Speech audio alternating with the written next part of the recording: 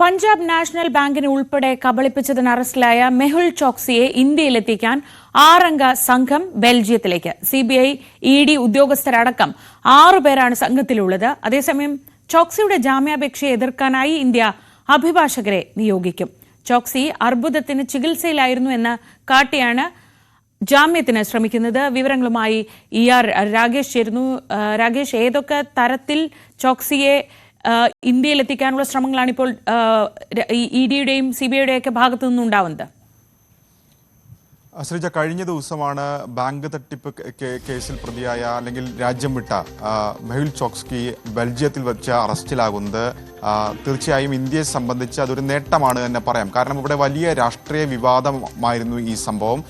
അതുകൊണ്ട് തന്നെ ഇന്ത്യയുടെ അപേക്ഷ പരിഗണിച്ചുകൊണ്ടാണ് ഇന്നലെ ബെൽജിയത്തിൽ വെച്ച് അറസ്റ്റ് ചെയ്തത്. ഈ അറസ്റ്റ് ബെൽജിയം അധികൃതർ വിദേശകാര്യ മന്ത്രാലയത്തെ ഇപ്പോൾ അറിയിക്കുകയും ചെയ്തിട്ടുണ്ട്. ഇതിന്റെ അടിസ്ഥാനത്തിലാണ് ഇപ്പോൾ തുടർ നടപടികൾ ആരംഭിച്ചിരിക്കുന്നത്.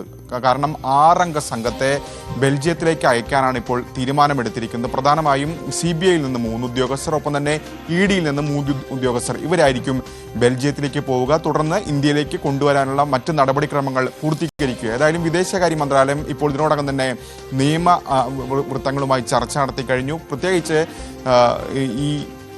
ഇദ്ദേഹം ഇതിനോടകം തന്നെ ബെൽജിയത്തിൽ ഒരു അപേക്ഷ നൽകിയിട്ടുണ്ട്, കോടതിയെ സമീപിച്ചിട്ടുണ്ട്. അതിൽ പ്രധാനമായും 2 കാര്യങ്ങളാണ് ചൂണ്ടിക്കാണിക്കുന്നത്. ഒന്ന്, താൻ ക്യാൻസർ രോഗിയാണ്, അപ്പോൾ ചികിത്സയടക്കം ബാധിക്കും ഇപ്പോൾ നാട്ടിലേക്ക് പോകുന്നത്, അങ്ങനെ ആരോഗ്യ പ്രശ്നങ്ങളുണ്ട്.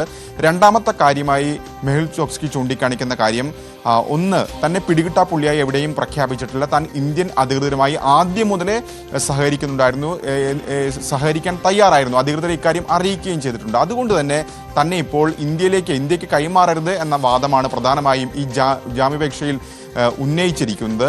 അതുകൊണ്ട് തന്നെ ഇന്ത്യ ഇപ്പോൾ അതിന് എതിർത്ത് അപേക്ഷ നൽകാനും തീരുമാനിക്കുകയും ചെയ്തിട്ടുണ്ട്. ഏതായാലും അധികൃതരുടെ അല്ലെങ്കിൽ 6 അംഗ സംഘം ബെൽജിയത്തിലേക്ക് പോകുന്ന കാര്യത്തിൽ ഉടൻ തന്നെ തീരുമാനമുണ്ടാകും. വിദേശകാര്യ മന്ത്രാലയം ഇതുമായി ബന്ധപ്പെട്ട നടപടിക്രോമങ്ങൾ പൂർത്തീകരിച്ചു വരികയാണ്. മാത്രവുമല്ല, ഇത് വലിയ രീതിയിൽ ഇന്ത്യയിൽ രാഷ്ട്രീയ വിവാദമായ വിഷയമാണ്. പ്രത്യേകിച്ച് നീരവ് മോദി, അതിനുശേഷം അദ്ദേഹത്തിന്റെ അമ്മാവനായ മെഹുൽ ചോക്സി എന്നിവർ രാജ്യം വിട്ടത്. കാരണം 1ാം മോദി സർക്കാരിന്റെ കാലത്താണ് ഇവർ രാജ്യം വിടുന്നത്. പിന്നീട് വിവാദമായ രാഹുൽ ഗാന്ധിയുടെ പ്രസംഗം, കോലാർ പ്രസംഗം അടക്കം കോടതി കയറിയതൊക്കെ നമുക്കറിയാവുന്ന വിഷയമാണ്. അപ്പോൾ അങ്ങനെ രാഷ്ട്രീയ വിവാദമായ ഒരു വിഷയത്തിലാണ് പിടികിട്ടാപ്പുള്ളിയായ ഒരാളെയാണ് മെഹുൽ ചോക്സ്കിയാണ് ഇപ്പോൾ ഇന്ത്യ തിരിച്ചെത്തിക്കാനുള്ള ശ്രമം ഇപ്പോൾ ആരംഭിച്ചിരിക്കുന്നത്. ശ്രീജ, രാകേഷാണ് വിവരങ്ങൾ നൽകിയത്.